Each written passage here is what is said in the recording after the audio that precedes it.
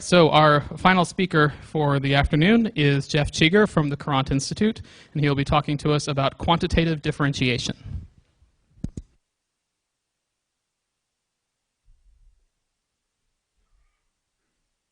Okay, so certainly a great pleasure for me to talk at this conference in honor of Dennis, to be back at Stony Brook. So I want to talk about a phenomenon called quantitative differentiation. So, of course, I'm going to explain what I mean by that.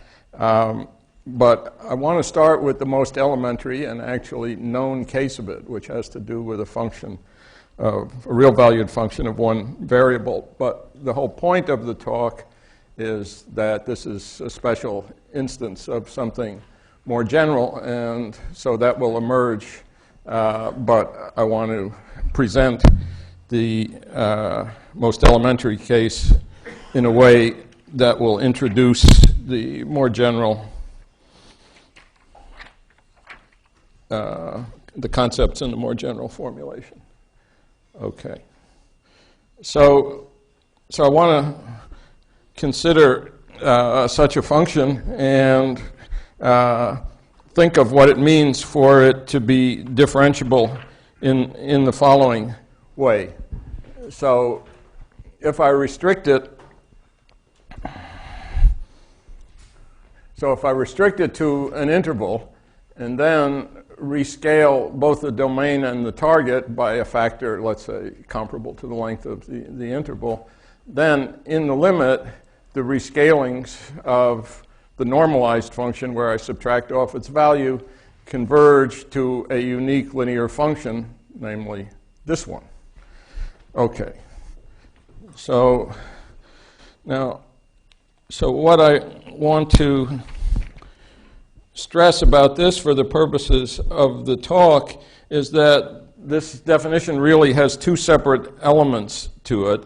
One is that in the limit I see what you could call special structure, which in this case is linear structure, and two, that the limit actually exists, so it converges to a unique linear function.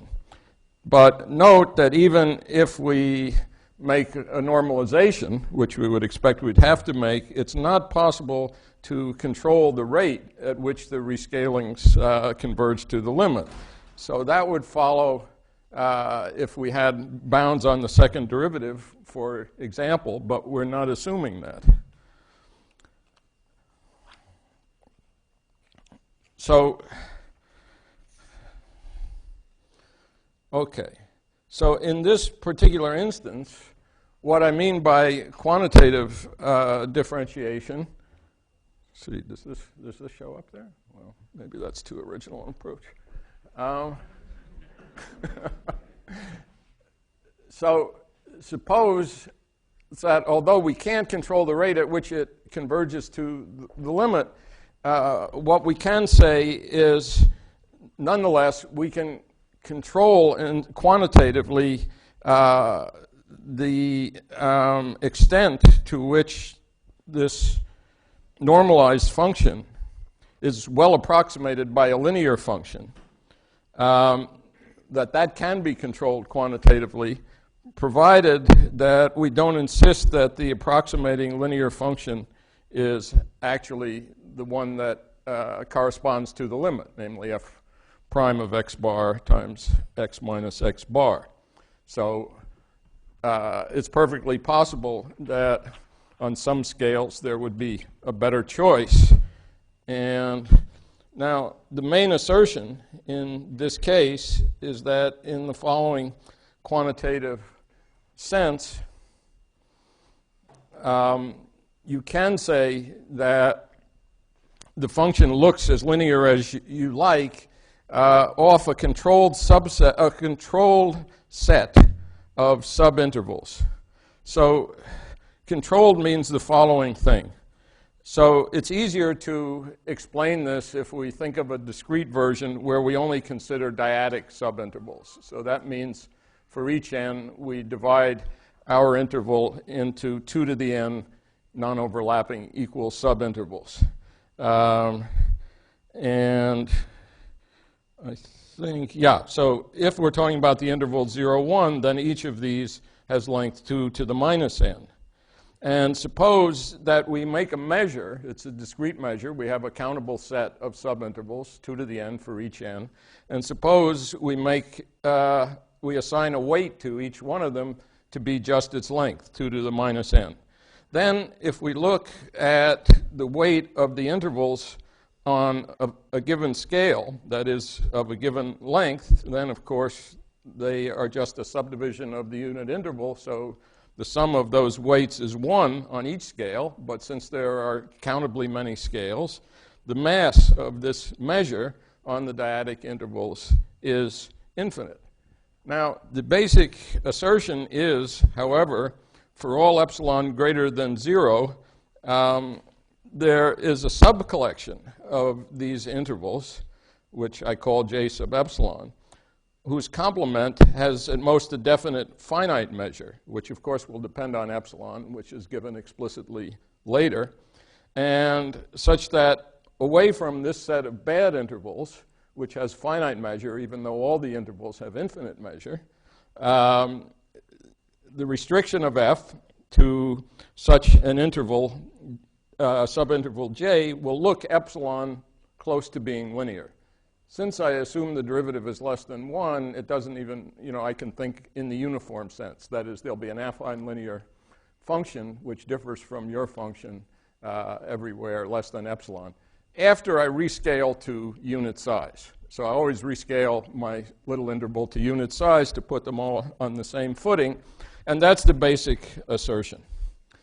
Now, as indicated in this case, this assertion...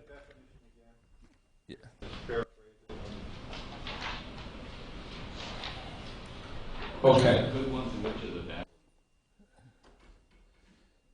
So the good ones are almost everything. That is, measure of all the intervals is infinity, right? The bad ones have finite measure, which will get bigger. It's some explicit function of epsilon. You can think it's something like log epsilon times epsilon to the minus 2. Okay, that's the mass of the bad intervals, where after rescaling to unit size, it doesn't look epsilon close to some line. Okay, and so the bad have finite measure, it gets bigger as epsilon gets smaller, but always the good have infinite measure and the bad have finite measure. Okay. Now, I'll give some references for this in this formulation. The statement isn't new, but the point is to explain it from the point of the talk is to explain it from a point of view which I claim illustrates that this is a more general principle, which is actually true in quite a few other instances and is potentially true in many more instances. So first, let's just be sure that we understand why we can't, for example, just use the Taylor approximation. I mean, so to use it as a theorem, we would need a bound, let's say, on the second derivative. But you might say, well, maybe, maybe it could be true anyway, even if it's not a standard theorem. But the point is that even on a short interval, although f prime is bounded, it could vary very rapidly with x, of course. And so, what you meant by f prime at that interval wouldn't even be something well defined, really. So, in particular, we can look at the following basic example, which is emphasized by Semmes in his appendix to the English version of Gromov's Green Book. So just consider for each k, or fix a k if you like, that's large, and consider the function fk, which is 1 over k sine kx. So, right, so the derivative is less than 1 in norm, or an absolute value. But when k is large, this function oscillates the derivative oscillates extremely fast, right? So suppose k is large, restrict it to some subinterval, j, and if 1 over k is much less than j, right, then an essentially optimal choice for the approximating linear function L is just L equals 0, because sign is bounded by 1 no matter what k is, and 1 over k just makes it small. So it does have a good approximation, namely by the function that's identically 0, even though, you know, its derivative keeps varying between 1 and minus 1 extremely fast. So if length of j is comparable to 1 over k, then in that range of intervals, it doesn't look especially linear. It looks like a sine function when restricted to such an interval. And then once we get below that range, where we have infinitely many more scales, then it is well approximated by its derivative. So there's only this kind of middle range where it doesn't look linear is the idea. But nonetheless, it does have a good approximation, in this case, by the function that's identically 0, right, on the first set of intervals until you get down to the right scale. So as far as I know, one can go a little bit further back in the prehistory for results of this type. The first reference that I know that contains this, although it's a little hard to dig it out, but definitely this is what's used in the paper, is a paper of Peter Jones from 1988, and it's applied there. So I won't get into the application, but this is someplace where the version I just gave, in fact, when the domain is Rn, and maybe the range is Rm, appears. There were related earlier results, at least going back to 1985. And there's a book by David Sems on quantitative rectifiability, and there are other works there's similar lines by Schul, who's at Stony Brook and was a student of Peter Jones. So, okay. So the point of the talk is not that this result is new, but I want to present it from a perspective that sort of makes it clear what a more general context is. And in point of fact, there are various examples already of this kind of result. So, yeah. So in the rest of the talk, I want to actually give a proof of this result. We'll see in how much detail I'm able to do it. I want to get pretty close to the end just to talk about the generalization. But the goal is to explain a proof, which is from a perspective that'll make it clear what a more general context is. So, and the point, so there was a less precise but discussion in my paper with Kleiner and Naor in section 14 of the fact that this really is something more general, but I want to give a more precise version of that here because there's an essential point which wasn't really brought out there. So what I want to say is that in these more general contexts, there's really one estimate that you have to prove, which I will explain in the course of talking about the special case of a single function, a real valued function of a real variable, and I'm just calling it coercivity of relative defects. So I have two terms to explain there. So coercive, anyway, you can think it means something like stability. So I have some kind of configuration. It's got some kind of energy attached to it. And there are some special configurations where it takes a minimum. So there are minima of the energy, and maybe there are even special minima of the energy. When I say the energy is coercive, I mean roughly that if the value of the energy for some configuration is close to the minimum value, then that configuration is actually close to some minimizing configuration, or even special minimizing configuration. So that's roughly what I mean by the term coercivity. But there's something more general, which is, there's something stronger, I should say. So if that is true, and if something stronger, which is what this relative defect refers to, then if you can show that, then you have what I'm calling a quantitative differentiation theorem that is an argument of the quantitative statement with the measure on the intervals. So, well, a configuration in this case is the real valued function, right? If it were geometric, it could be a ball, or it could be a subset of a ball, and a special configuration might be a half space. So those are all examples which actually come up. It's, you know, so it's something like a ball with a metric and a measure and some additional structure, which could be a subset or a function or something. Okay, but there's some energy attached to this configuration. And you want to quantify what it looks like on small scales. That's the sort of general picture. So I want to say that there are already a number of cases that have been have been some recent results which fit into this general framework. And from the list, maybe you can see that they look at least somewhat different from one another and not like the model example. So one is the paper with Kleiner and Naor, where we talked about maps from the Heisenberg group to big L1. And there's a related discussion just for sets of finite perimeter. It's not clear what the relation between those two things is a priori.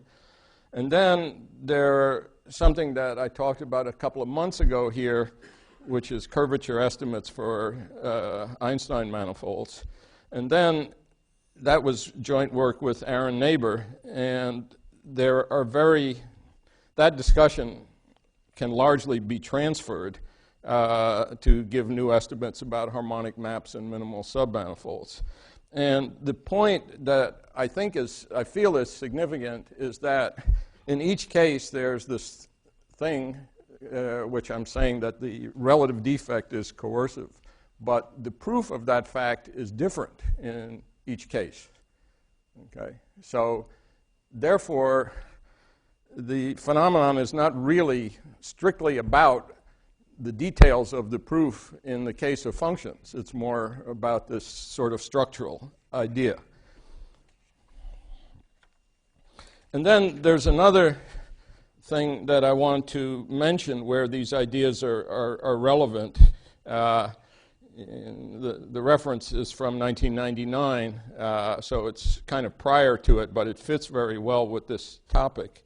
And that is the paper I wrote on the generalized Rademacher theorem. So this is a version of Rademacher's theorem for metric measure spaces, which satisfy a doubling condition and a Poincaré inequality.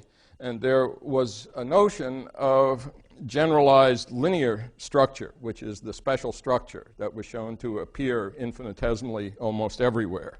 And in that discussion, a key role is played by a lower semi-continuity condition on the energy. Now, since I keep using the word energy here, right, it's sort of well known that that's a condition that you always want in the calculus of variations, that it's lower semi-continuous. And if there was one sort of general point about this paper from Gaffa is that whenever you have that, you expect to see on the infinitesimal level the almost everywhere appearance of minimizers which have constant energy density, which in our context from the initial slides just means linear functions in that context. So, okay. So maybe I'll make one more. So that's some of the sort of concrete evidence that this actually is a more general phenomenon without going into detail. And maybe I'll just say in general what the measure on not intervals but balls is, and then I'm going to ignore this and concentrate on giving an argument in the case of intervals.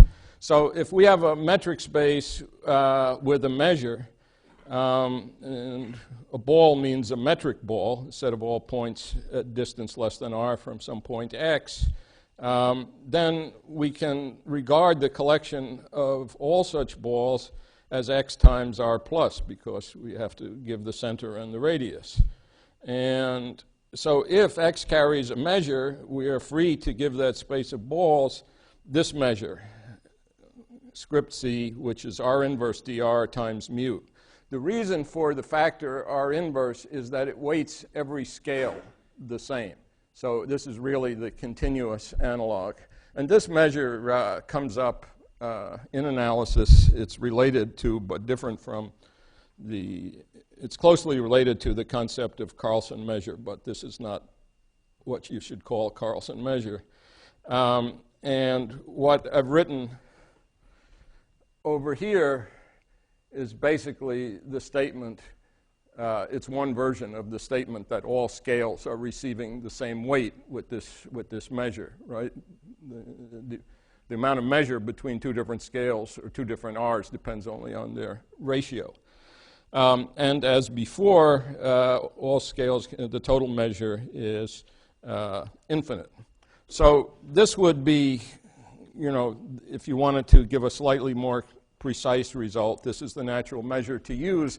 But sometimes, because we always, when we measure a configuration, we want to do so, its deviation from being special, we want to do so in a scale invariant sense.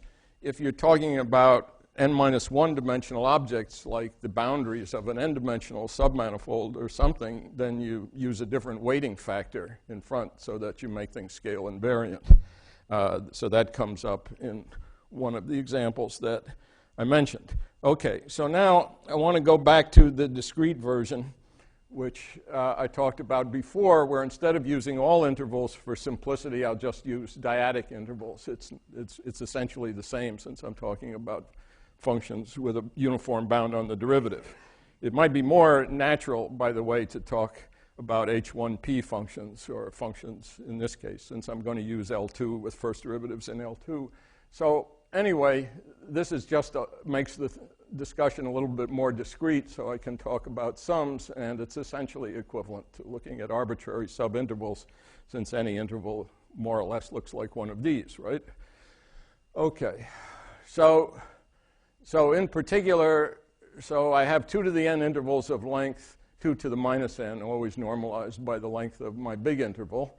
And each one, if I fix little n and big N, then each one, they fit one inside the other, these decompositions in the obvious way, okay? Namely, the way that's indicated over here, right?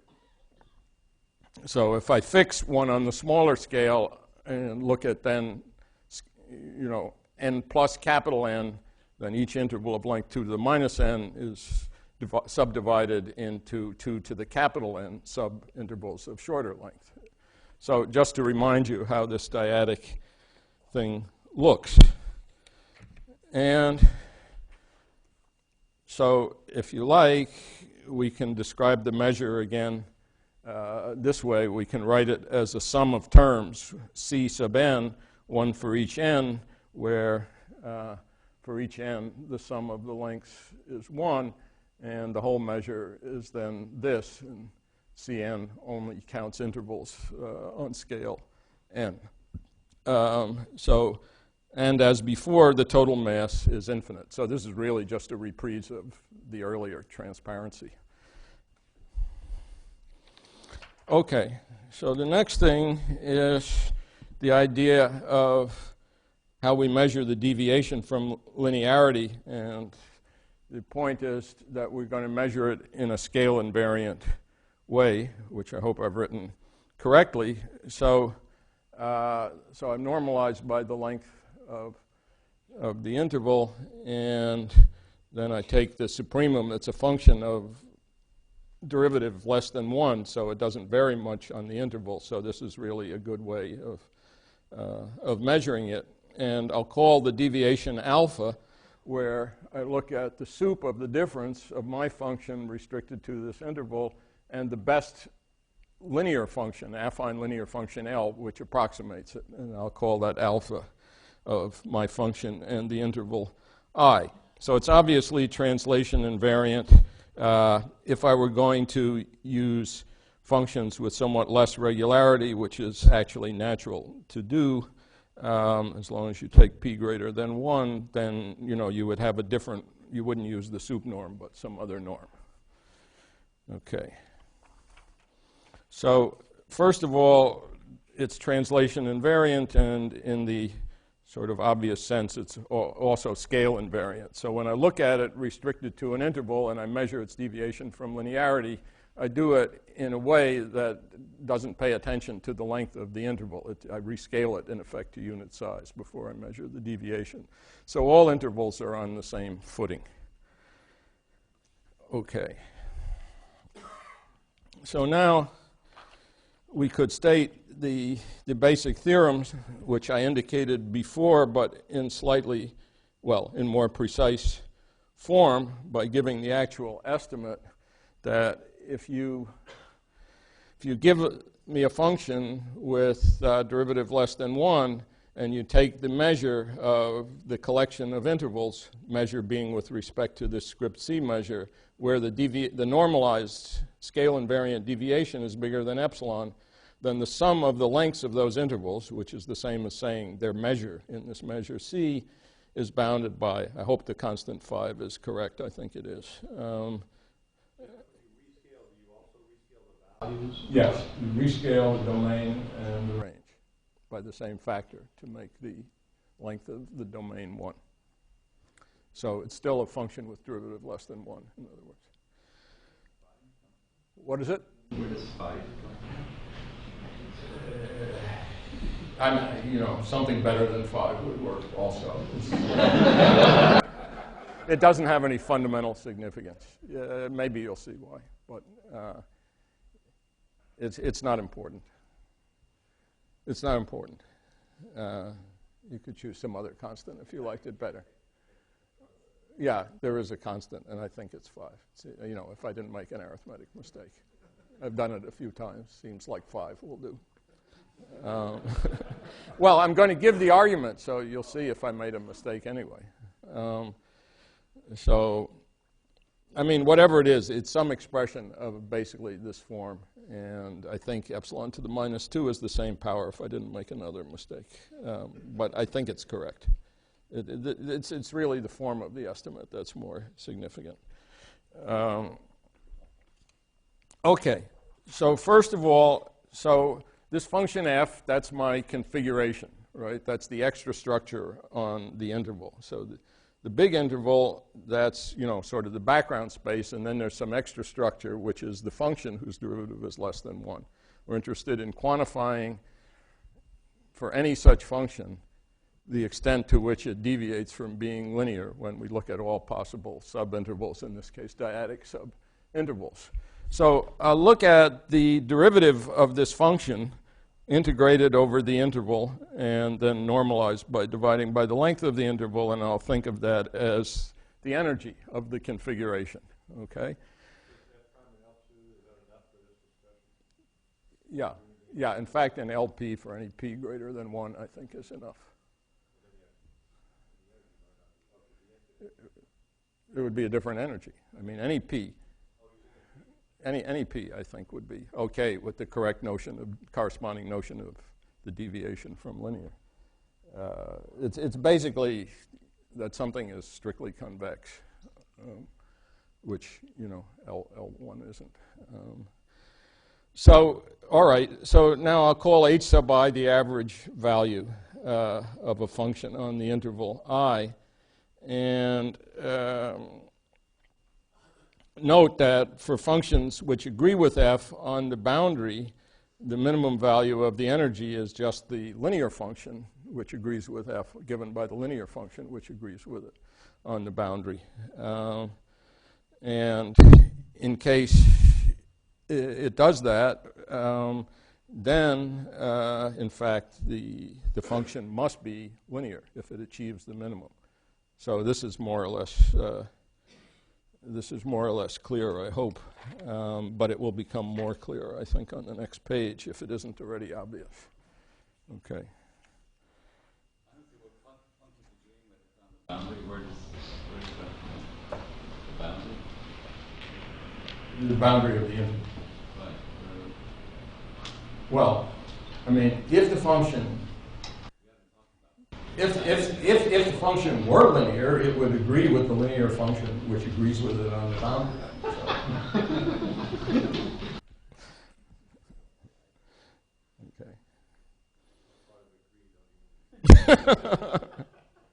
Okay. So this I think should make it a little clearer that let's call the defect to be what in words would be the energy of your function, that is the L2 norm of the derivative, minus the minimum energy among all such functions that agree with it on the boundary. And there, you can write it in this way, and if you do a little expanding this thing out, this quadratic function out, you'll see these are two different ways of writing the same thing, which from the second formulation makes it clear that if this takes on the minimum value, then, I mean, this can only take on the minimum value if the derivative is constant and equal to the minimum value. So, see, so this is what I'm calling the defect, the actual energy minus the minimum possible energy, where I'm imposing that it agrees with it on the boundary. And so I'll call that the defect, and this shows that it's a linear function precisely when the defect is 0. Okay. Okay. So this normalized thing v hat of f and I is the amount by which the energy exceeds its minimum possible value, also normalized. And probably there should be a hat down wherever it is, since the other thing. Yeah, there should be a hat over here, I think. Okay, over the V. Looks like it, but if I write it, it'll probably be the wrong thing. Yeah. Okay, so this is, yeah, of course, it's not locally computable. This is this defect, right? The energy is the integral of the derivative. The energy is locally computable, but the defect is not. Well, in the sense that this f bar is not. The minimum value is not local. It's the average of something. Does that mean the defect is like a differential character? Well, I don't know. I might have to take this back because the usual terminology. Nah, I think I may have to take this back. I mean, maybe I should just say that the average is a global quantity, but it is a locally computable global quantity. Well, it's the square, actually, so it's not. Yeah, it's the square of the average that comes in, so that's not locally computable. It's not like integrating a. What is it that occurs precisely? It's linear. It's linear. When this thing that I'm calling the energy, Okay. right, which is the square of the derivative minus the corresponding thing for the linear function with the same boundary values, that's 0 precisely when the function itself is linear, and not otherwise. Yeah, this is this. It's a line from here. Okay, so is it clear now? I mean, This could be the minimum possible value occurs precisely when. yeah, that's what I'm saying. The minimum possible value of the square of the derivative, where the competitors have the same boundary values as my function f, that occurs precisely when the function is linear. Minimum is taken on for linear functions and no others. Minimum means the competitors have the same boundary values in this context. Well, the English is not optimal. That's what he's coming no doubt. What is it? Then you see the middle talking about this occurs, and what's this? I mean, something above, but which part of it above? Oh, I'm sorry. Yeah, okay. Yeah, I see. Okay. Yeah, I see. Wait a minute. Oh, the minimum is taken on. This is the minimum is taken on precisely when it's a linear function. That's the this. This stands for the minimum is taken on. Okay. All right. So now, okay. So now I want to get more to what's the actual point.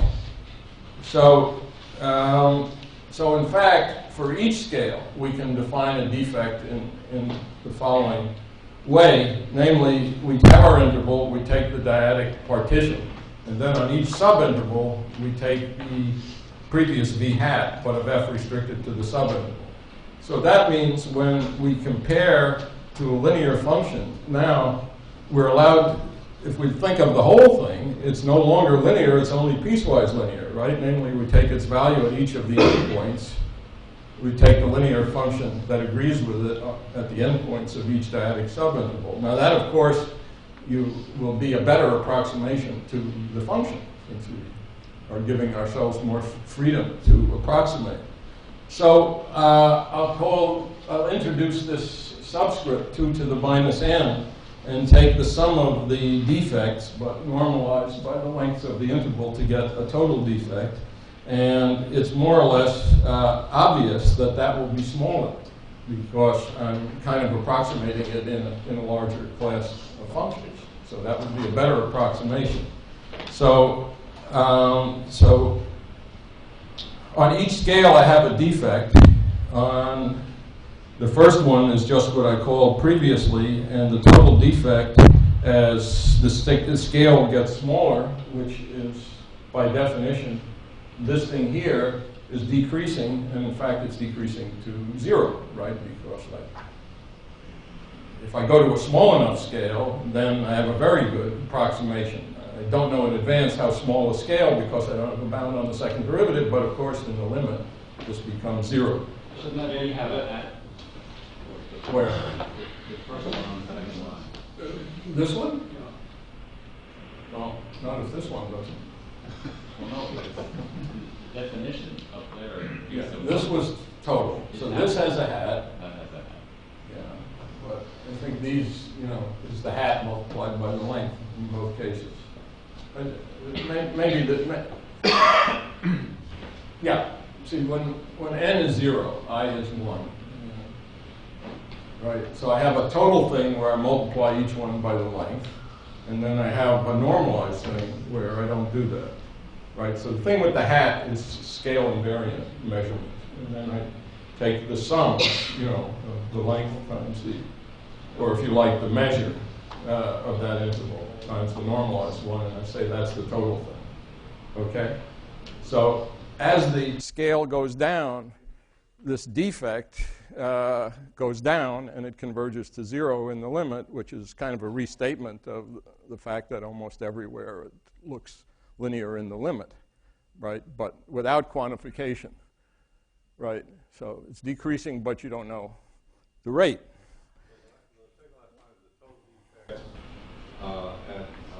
On scale 2 to the minus n with a monotone function 2 to the minus n.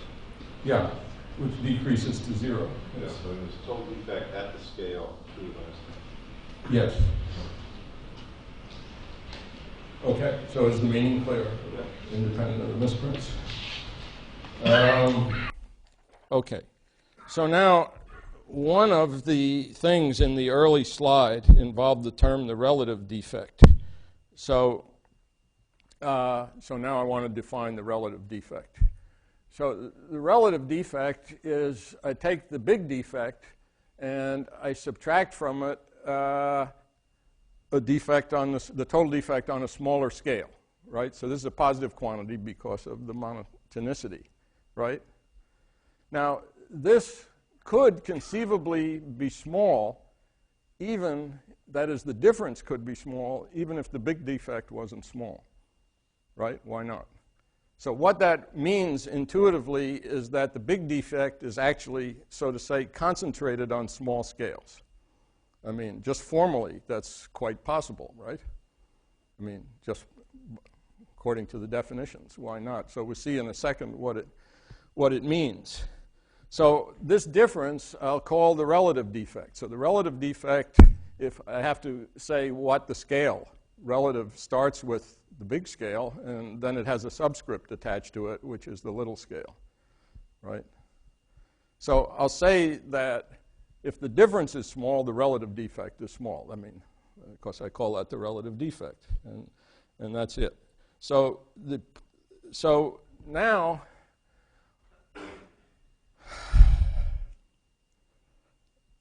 okay, is this clear? Of course, this is crucial, so I want to be sure that this is clear, what I'm saying. Why is it possible that V could be spread, just occurring at a small scale? Well, why not? I forgot the definition. Well, so What's the formula for V again? So V is the one way of saying it is you take the integral of f prime squared minus the minimum value, and you look at the difference. So you're measuring on that scale how far above the minimum value of the energy you are, right?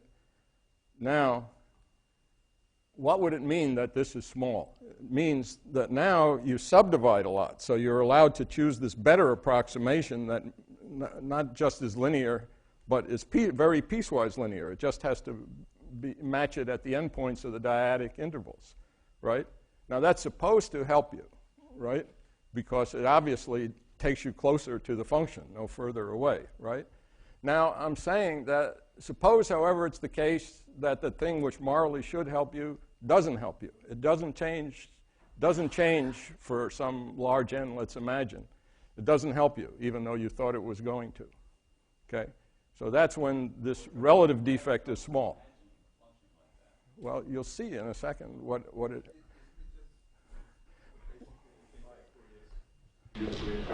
No, I don't want to do a Fourier transform. You can say it in that way, but I don't want to say that because I want to say it in a way that involves this little structure. I mean, you can say it, and indeed in Jones' paper he said it using Littlewood-Paley analysis, which is kind of like what you're saying.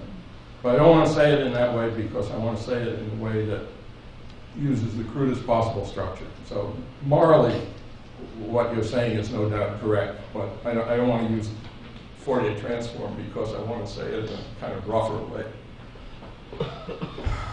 So, well, I mean, when we get to the proof, then you'll see exactly what the point is.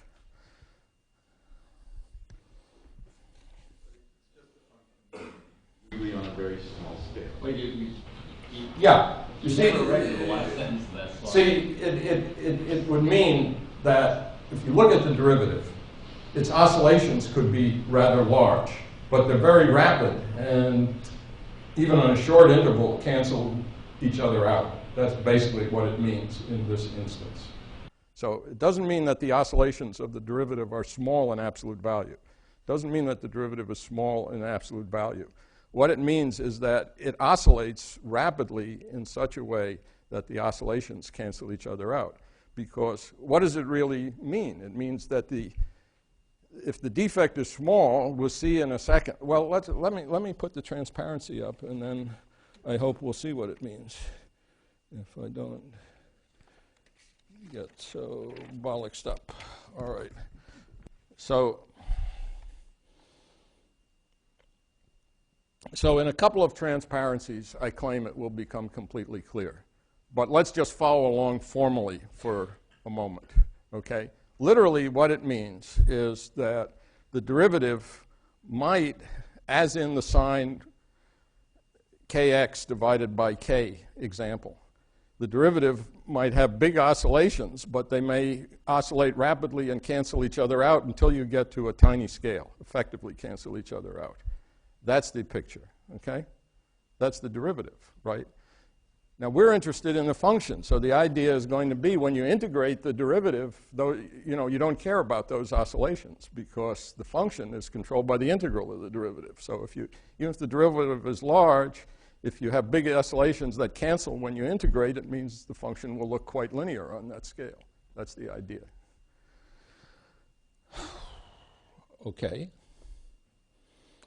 So by inspection, if I look at this energy on a small scale minus little n plus big N, I can write that defect, I can write it as a sum of defects, where now I have 2 to the minus capital N as measuring the defect, and over the intervals of length to the small n. So this is just, you see this by inspection if you look at it. So that's one line. And so now,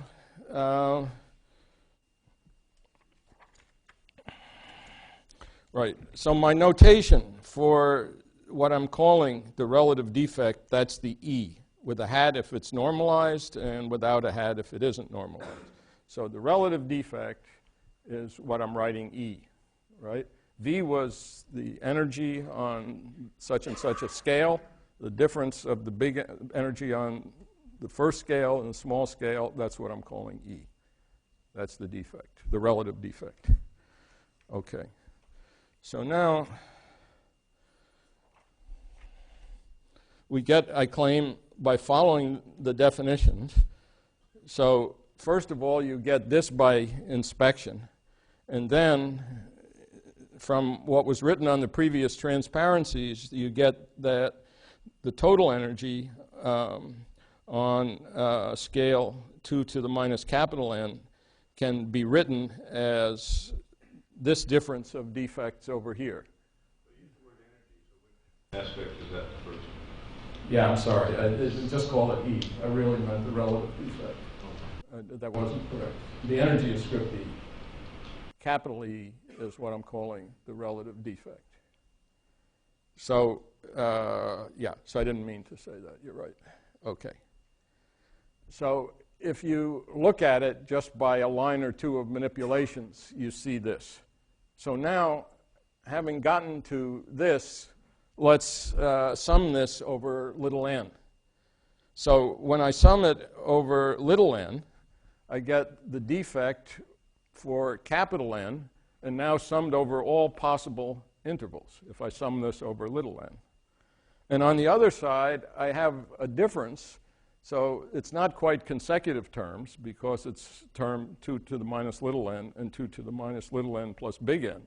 But this is a kind of telescoping series. Almost every term except the first 2 to the minus n minus 1 over here, they occur once, and everything else occurs twice and cancels if you sum this thing over little n.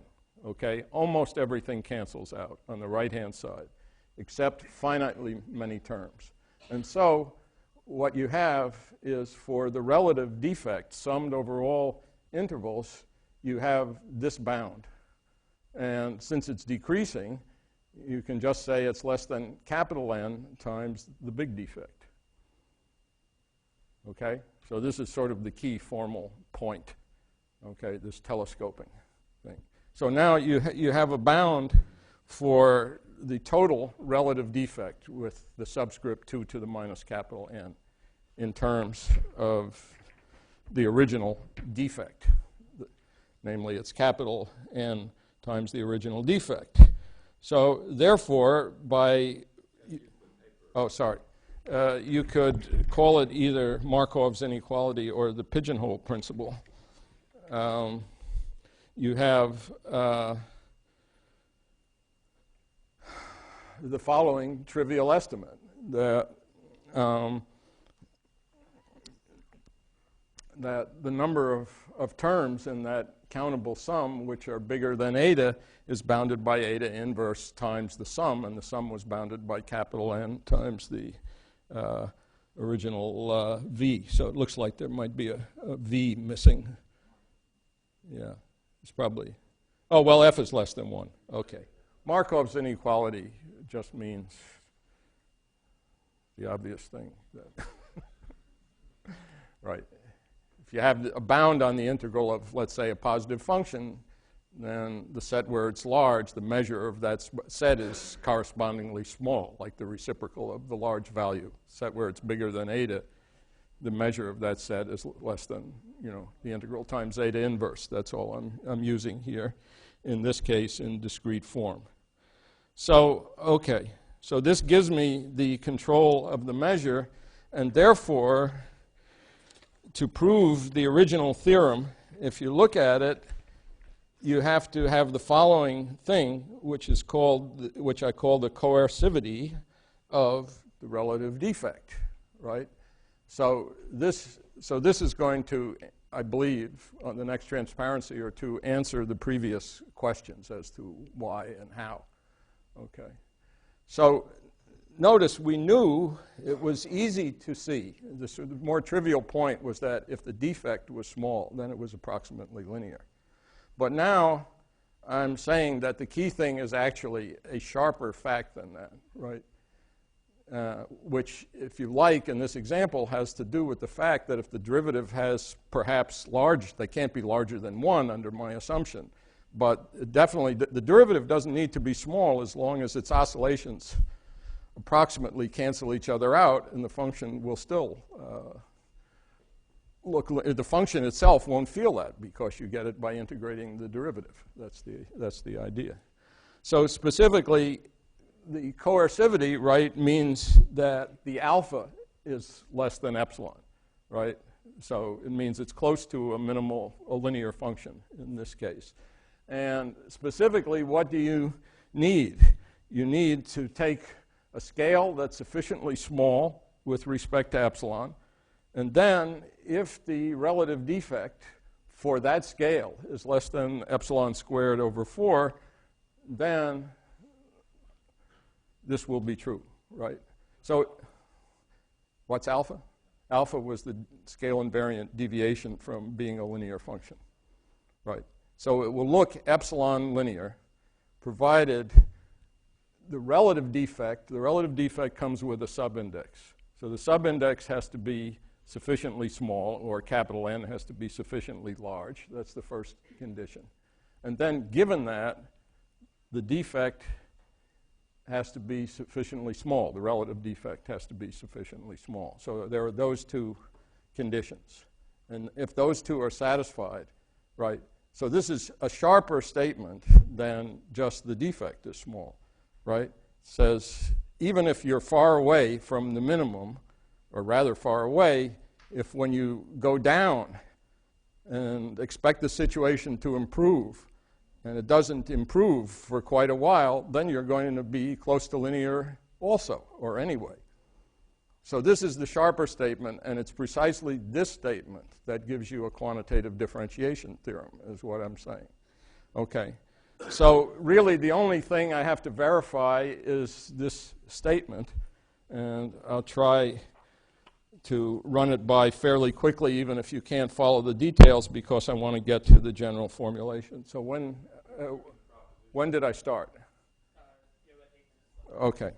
Yeah, so I'm going to maybe show the proof of the proposition, but I'm going to leave you to verify the details or look at them afterwards, because I want to get to the general statement.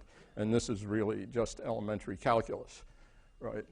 So the point is that you can rewrite this relative defect on scale 2 to the minus n in this way. So what this says is that this thing I'm calling the relative defect, which is small if you don't make progress, the reason why you don't make progress is because the big average is pretty much equal to the little averages almost everywhere in the sense of this estimate. And this is just a little calculus computation. Okay? I mean, that's how it can happen, right?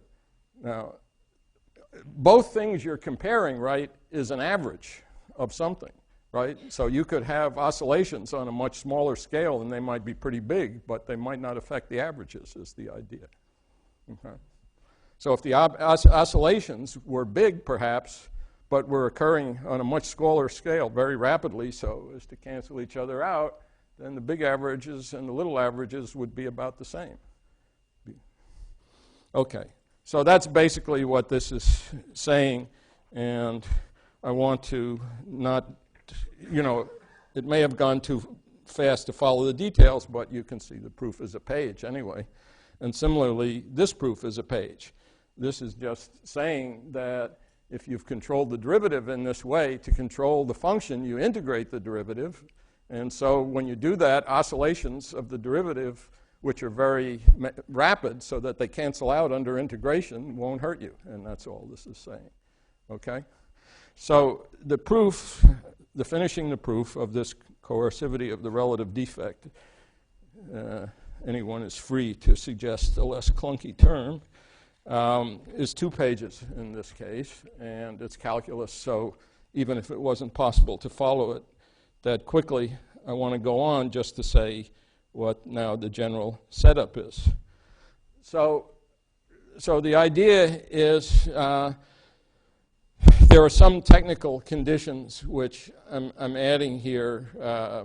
Maybe I won't explain them, although for some people they'll be familiar. So remember, the original general setting, at least for the purposes of this talk, was a metric measure space. So a space with a metric and a measure. And I want to assume, on the basis of experience with the Lipschitz functions, that the measure is doubling, so that I have things like the Vitali covering theorem, because this was one of the things that came into the proof, that you get generalized linear structure at the infinitesimal level. That's sort of the non-quantitative statement. So I want to assume that it's doubling. And then I have a configuration, which was my function. If the x was the unit interval, f was the function, but it could be some other extra structure.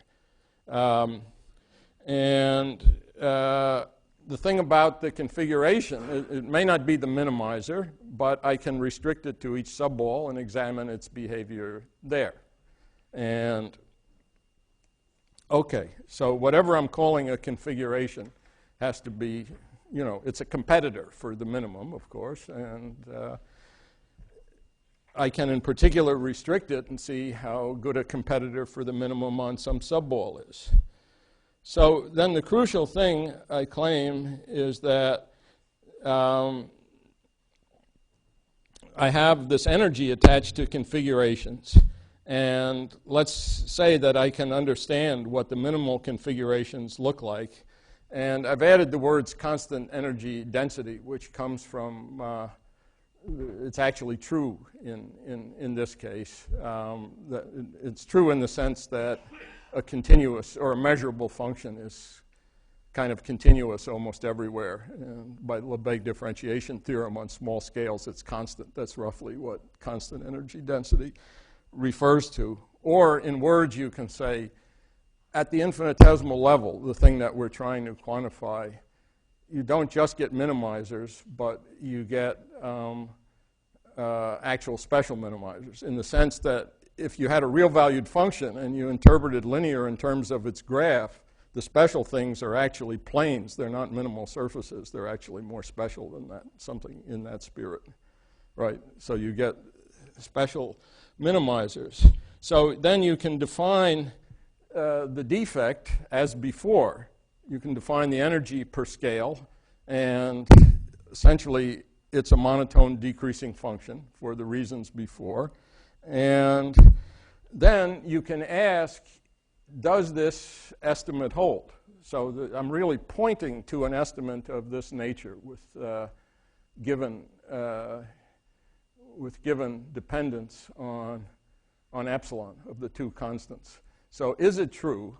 And there are a number of cases I'm saying where for different reasons this is known to be true, and they look rather different from one another, but it's the same thing. It's an estimate of this form, that if when the defect on a sufficiently small scale, which means you try to make this energy go down, this total energy, and it doesn't go down, the defect, then if that happens when you get to until you get to a sufficiently small scale, it doesn't go down by much.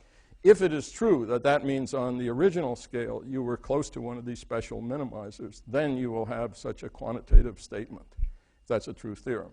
And there are a number, at least by now, and there clearly are many more, where this has been verified. There are a number of cases, the ones that I had earlier, and they all have special features and applications, but what they have in common is this formulation, is what I'm saying. So the proof that the estimate on the previous transparency is true will vary from case to case, but still there is such an estimate in various examples, and there are more where it's clearly going to be relevant. And now, so what's condition 3 here? Maybe I should mention that in our case, we started out with a bound on the actual energy. Namely, that's like saying absolute value of f prime is less than 1. But sometimes, in one of the cases, in fact, in the paper on maps to L1, you started with a bound on something else, and it wasn't obvious a priori what the relevant notion of energy was, nor why the thing you were assuming, which would bound that energy. And in that case, it came from the kinematic formula. So therefore, I'm saying that you need an a priori bound on something, of course, that you can show implies a bound on the relevant energy. So I'm saying it more generally because that turned out to be an interesting point in one of the examples. And then, as before, just for the same formal reason of a telescoping series, if you can prove this kind of sharper form of stability or coercivity, then just by the proof that I gave, you will have a quantitative differentiation statement that says it will look approximately like a special minimizer, epsilon close, off a set of scales, off a set of balls whose measure is finite but grows when epsilon gets small. Exactly the same thing. So let's see, am I out of time? 1 more minute. Okay. Well, yeah, maybe I have some more. I have some more slides that talk about the special features of the applications. The point of those slides is that they're really different, but they all have this in common. But maybe it's better if I stop here and see if anyone has any questions. So I'll do that.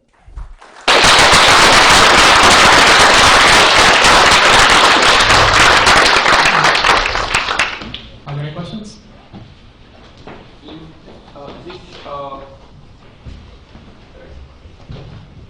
In fact, this proof makes me think of some martingale type things.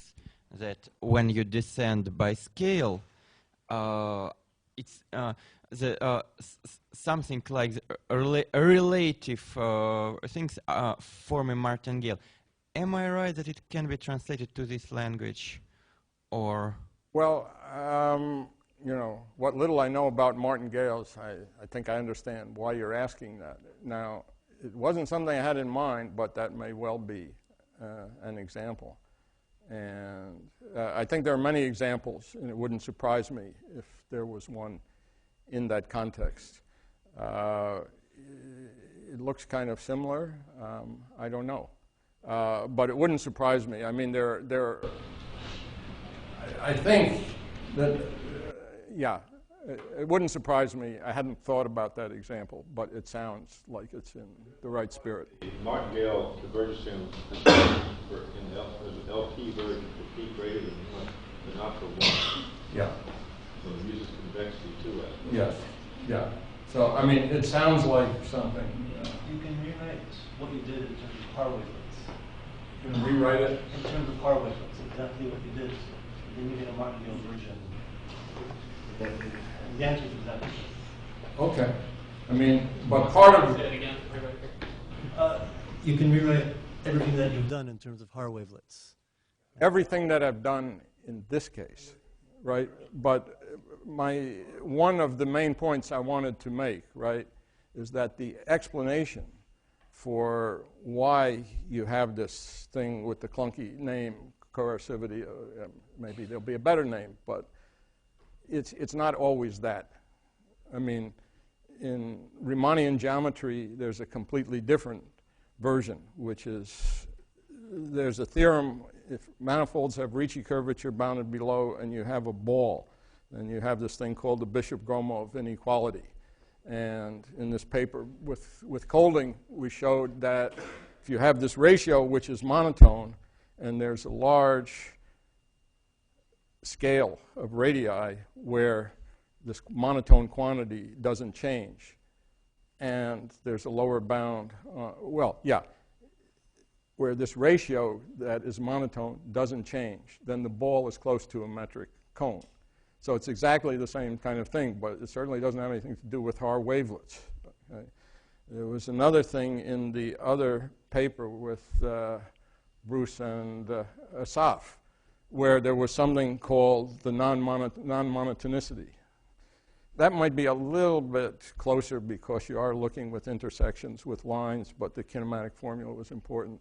So what I'm trying to say is that that's what's behind it, absolutely, in that case. You can say it that way. But I want to say that there's this kind of structural thing, which is a certain estimate, which is a sharpening of the idea of stability, and which can hold for reasons that are very context dependent. But when it holds, you will get such a theorem.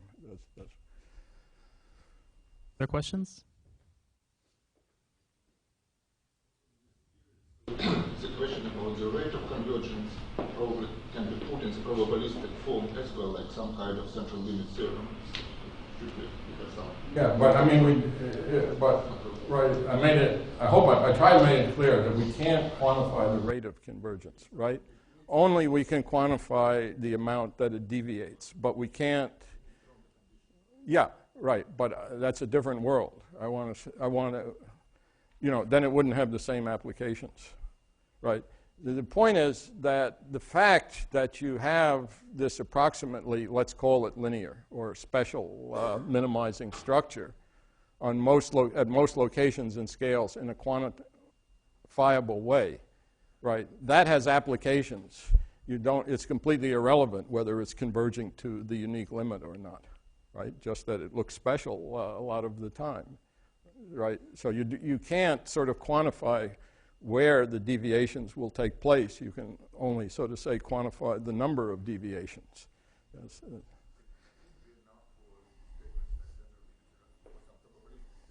Yeah, I actually have the feeling that there must be many things in the probabilistic world and in many other worlds for that matter.